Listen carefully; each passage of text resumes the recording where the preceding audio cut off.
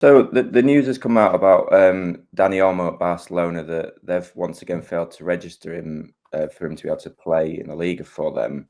Uh, Is it a possibility? Man City have been linked with him before. Is there a possibility that they could potentially do a loan deal, or Man United or anyone like that? Is that a possibility? Do you think? Well, it looks like he has the option to terminate the contract, given that he's not now going to be registered this season. I think that runs until the end of January. That option. I think he said he doesn't want to do it at the moment, but it seems a bit surprising that the agent, obviously he's got other clients other than Norma, but the agent was in Manchester. He claimed for a holiday just before Christmas and was at the City game. So I suspect he's talking to both City and United about possible moves. I think it's unlikely that. I mean, Barcelona and their finances are a bit of a mystery to everybody who analyses them, because it's been a miracle that they've sort of maintained this continued transfer activity in the backdrop of really quite serious financial troubles, and their accounts are really extraordinary. And they've also had all sorts of caps and from La Liga, so they've had these problems about registering players now for a number of windows, but they keep going ahead and signing new players. So he's just the latest one. As I say, I suspect that it won't end up with him walking out the door. I think a loan move is possible, although somebody did mention that there could be issues getting approval for a loan move, given that he's not registered in La Liga. So you kind of have this, almost total block. But it seems to me that they'd be able to find some kind of pragmatic solution to it, because otherwise it's a restraint of trade, and he literally won't be able to play football for at least 6 months. So we'll have to see. But it does look increasingly unlikely that Barcelona are going to get through this problem. They've talked about various approaches to it, but it does look like they will fail to get him registered, and that will leave the door open for probably a number of clubs. I mean, I don't think it's just the Manchester clubs. I think there's probably 10 clubs around Europe that would take him on loan. And it would probably work for Barcelona if Barcelona can't get him registered, and somebody else is prepared to take his wages and pay them a loan fee, maybe 5 million quid, something like 5 million euros. That's going to make some sort of sense for them. So I think that's a deal that could happen. I don't think it's, as I say, not just the Manchester clubs. You would think Spurs, maybe Arsenal. I don't know. I don't know how he'd fit in there. But and then even the West Hams, these sorts of clubs. Almost anybody around of the major clubs around Europe that can afford that wage would think about taking him. Absolutely, definitely one to keep an eye on for sure. Another Man City kind of transfer situation that's emerged. There's been more talk around this recently after Liam Delap's been in really good form, looking like such a promising talent that she has done for a number of years, to be fair. But Man City have a buyback clause in the deal for him. Do you think they're likely to take that option up, given what he's done for Ipswich so far this season? Well, I think it's going to come. I don't think anything will happen in this window, and I'm not even sure. I mean, it's likely that the option that they've got is a summer option with quite a defined time period on it. But I think the thing that's going to come up is he's probably already worth something like 30 million above his release clause, or City's sort of buyback clause. So if that's 20 to 30 million, the player looks like he's worth 50 to 60. So there's a lot of profit in there straight away. Yeah.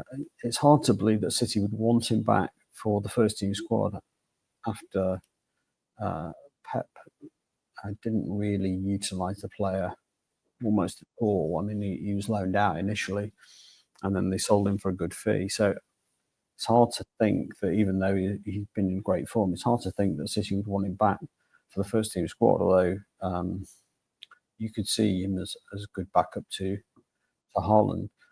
But then there's the question about how you execute a deal where you try and effectively sign the player and then move him on straight away and take the profit between those two trades.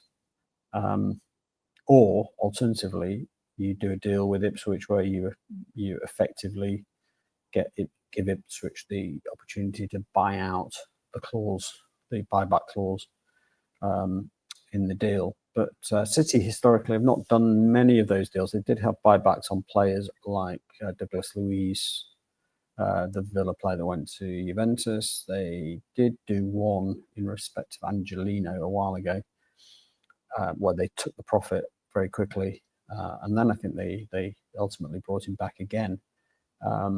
So they have done it, but it's not that straightforward, and we don't know what the exact clause looks like in respect of Delap. We don't know how much freedom that Delap has to say, well, actually refuse the move, or refuse City's ability to buy back the player. You would think City would have made sure that they have the control of the situation, but you just don't know till you see the individual clause, and that the individual clauses can be quite different.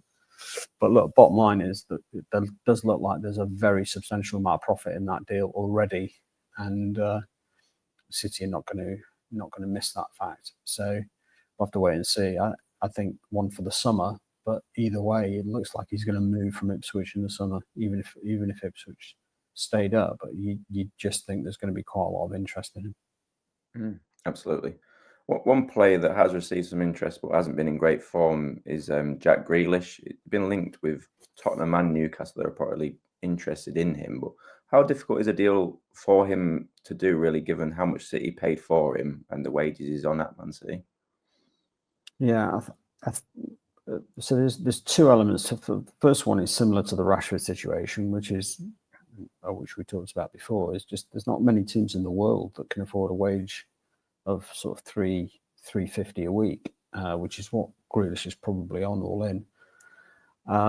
So that limits the options, and then on top of that, different from Rashford, City paid 100. I think 4 years ago. I think it was a 21 deal. So by the end of the season, they'll have about 20 million quid left on the books. I think the contract expires in 26. But City are probably going to be reluctant to take a hit and an actual loss on the deal. So you're talking about, can you get somebody to buy him for 20 million quid, neutral in terms of your P&L, and then you're just trying to save the wages. But it's hard to believe at his age, with his injury record and level of performance over the last sort of 2 years, maybe since the treble, it's hard to believe somebody paid 20 plus 300 grand a week. So I think it's going to be a very difficult deal for anybody to do until he's out of contract at City. I doubt at the moment City would be minded to give him a new extension on that contract. So I think the most likely scenario with Grealish, quite apart from this interest from Spurs or Newcastle, the most likely scenario, I think, is just that he effectively leaves at the end of his contract in 26. Just because the deal's just very, very hard to do. Again, he's another player that you just can't see going to Saudi. And, we know that if Saudi aren't interested in these players, there's very, very few teams that can afford them. Absolutely.